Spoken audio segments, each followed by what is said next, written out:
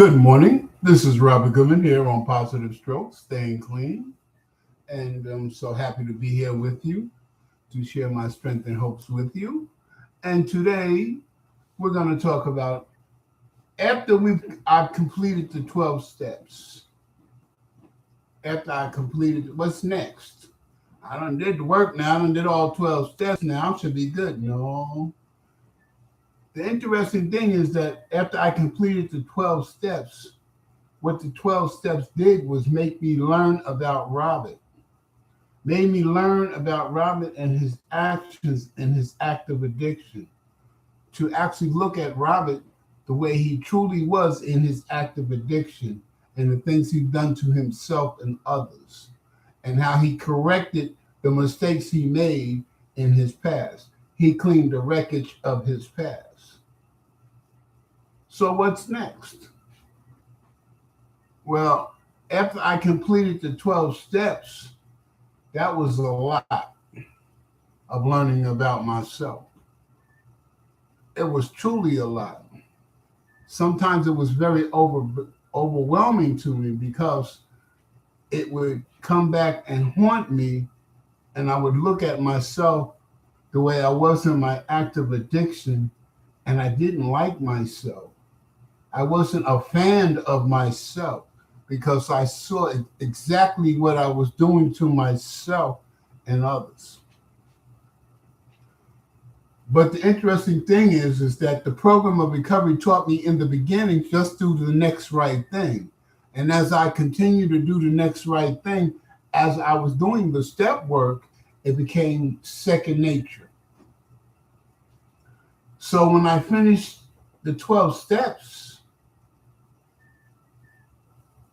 I listened to the last part of the 12 steps. After having a spiritual awakening as a result of these steps, we carry this message to addicts and to practice these principles in all our affairs. So I was willing and ready to carry the message to others that were still suffering, which gave me the power to continue in recovery.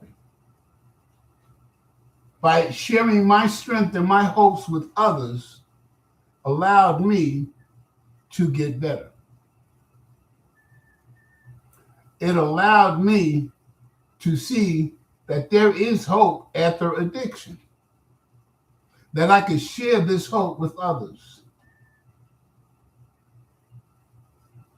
And as I would look back at the 12 steps that I did and the work I did on myself, and I see the damage I've done to myself in active addiction, the more I didn't want nobody else to suffer like I suffered for 40 years.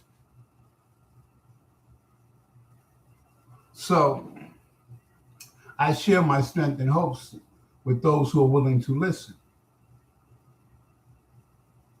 The interesting thing is that the birth of Positive Stroke Staying Clean was done in the midst of me being in a program of recovery when I had relapsed.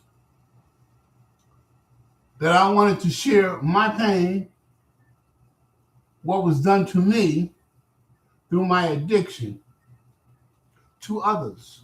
Because I was so ashamed of me duping myself for 40 years, conning myself for 40 years in my active addiction to act a certain way, which caused me to lose a lot of life of connecting with loved ones, friends, and strangers. That I was in the grips of this progressive illness that was destroying my life. I was so ashamed that I didn't want nobody else to suffer in the manner that I suffered for 40 years and lose as much as I've lost in 40 years. So I was willing to share my pain, my hopes in recovery. And that was the birth of Positive Stroke Staying Clean. And as I share about recovery, sharing about living life on life's terms, it made me feel good on the inside because I'm putting something out there that maybe helps someone find their way in recovery. Because I truly understand what addiction did to my life.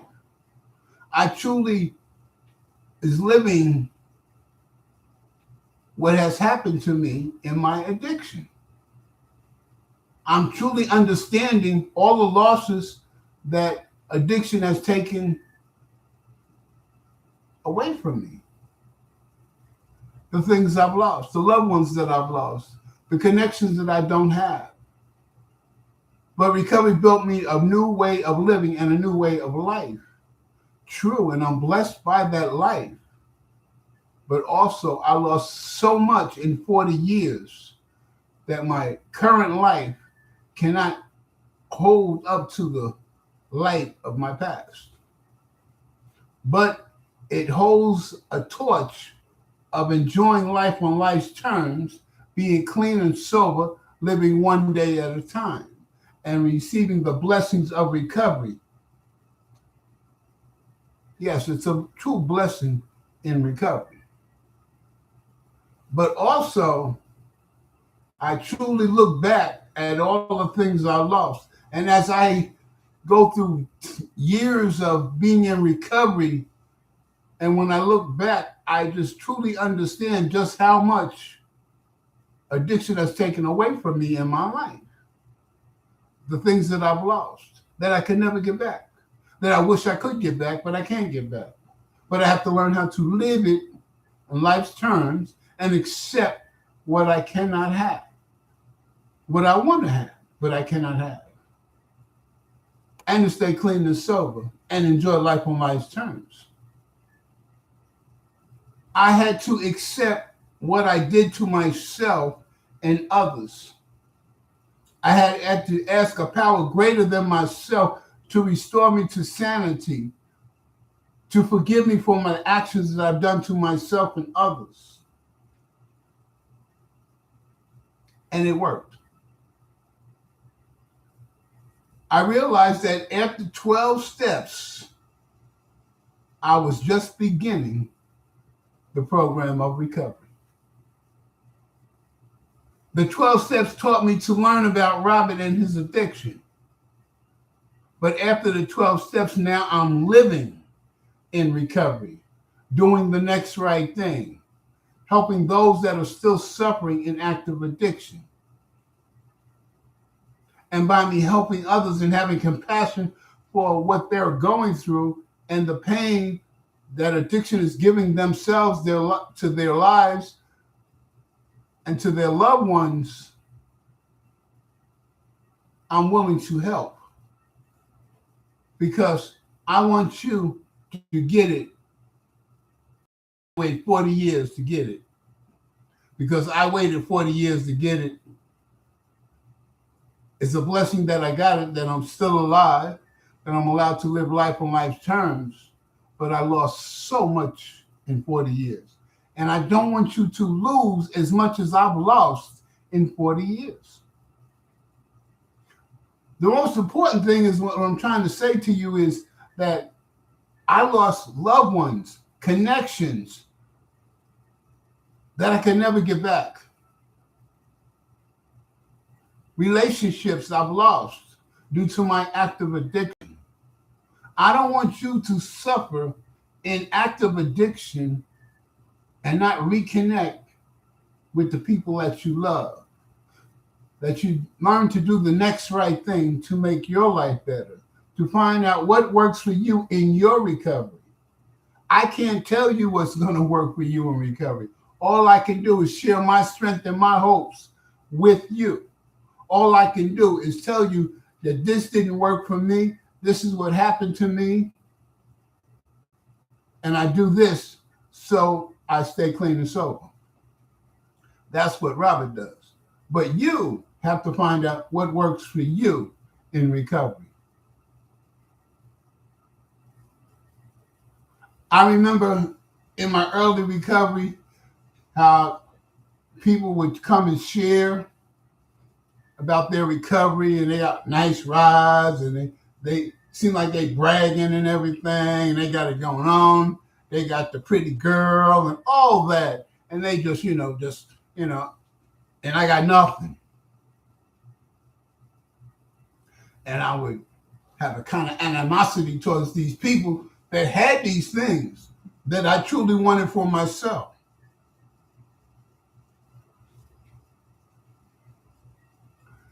Then I heard something at a meeting. Don't look at the messenger, look at the message. Don't look at the messenger, but look at the message.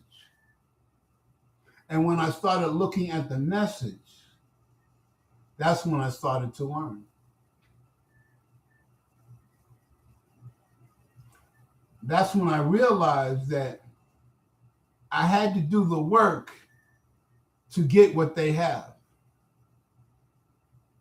I have to do the work on myself to make myself better, to put myself in a situation that I can grow and make my life better. When I listened to the message and not looked at the messenger, I learned. But when I looked at the messenger, I would get an attitude because I see what they have and they seem like they just bragging about it. And they wasn't really bragging about it. They were showing they're grateful, how grateful they were about what recovery has done for them. And they're explaining what recovery has given them. But me not having anything, I've destroyed my life in active addiction. And these people have these things. When's my turn? And the funny thing is about recovery is some people get it quickly, some people get it slowly, but it always materializes if you work for it. So I've seen people walk in recovery while I've been there, and their life got better way faster than they did. They got the good paying job, they got all going on, and I'm still struggling. But what recovery told me, keep the focus on Robert. Pay attention to yourself. I heard in the rooms, I am right where I need to be.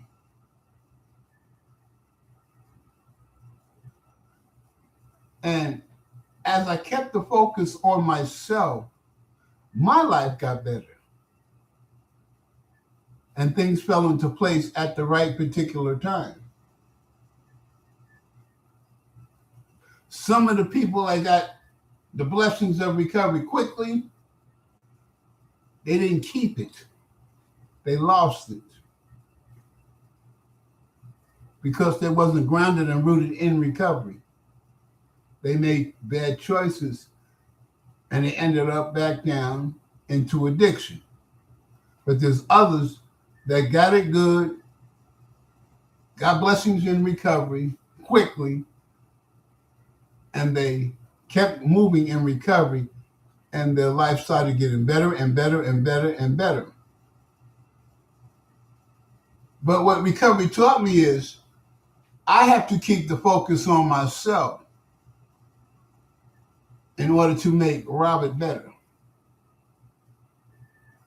in order to be strong enough to build up a resistance to addiction. And the way I can build up a resistance to addiction is I must understand Robert. I must understand why Robert got high in the first place, why Robert medicated himself in the first place, why Robert didn't want to face his own situations, his own mistakes, his own fears. I had to learn about Robert. And that's what recovery did. And the guideline was the 12 steps that taught me about Robert. So as I completed the 12 steps program, I completed it. Now I'm living life on life's terms, doing the next right thing, sharing my strength and hopes with others about recovery. But the interesting thing is, as time goes on, I truly realize and understand just how much I truly lost by learning more about myself and my addiction,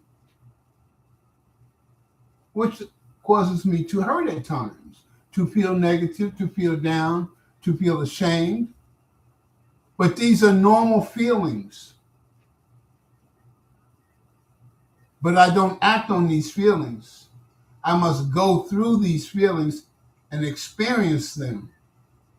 But I must continue to do the next right thing to keep myself focused on my recovery to make my life better.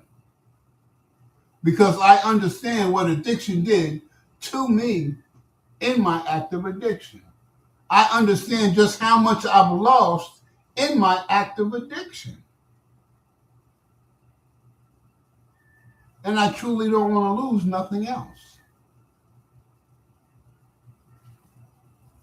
You know,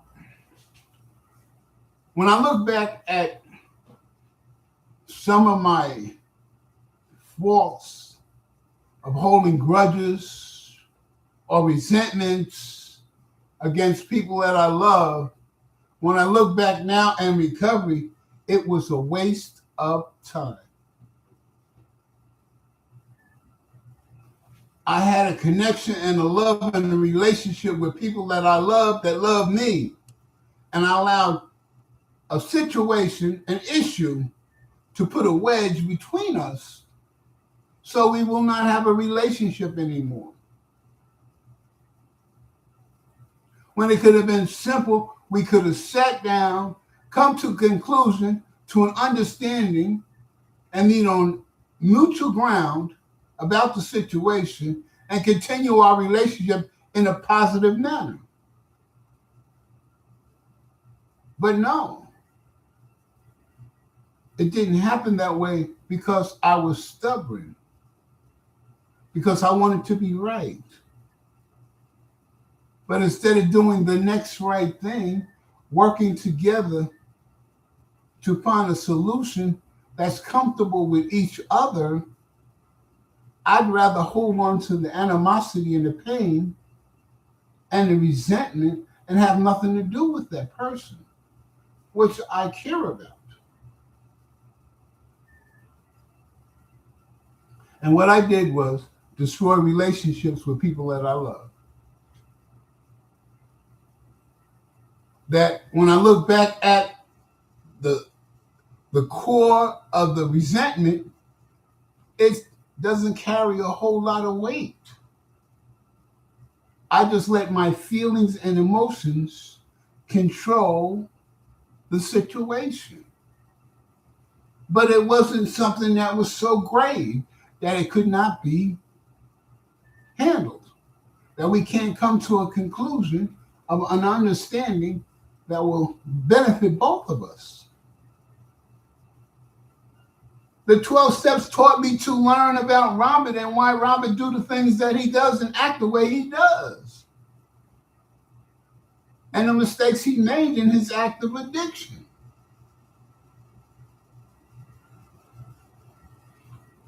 And after the 12 steps, after completing the 12 steps, I'm learning to live by the rules of the 12 steps. The must of the 12 steps. Because if you be in recovery long enough, you know the suggestions are must.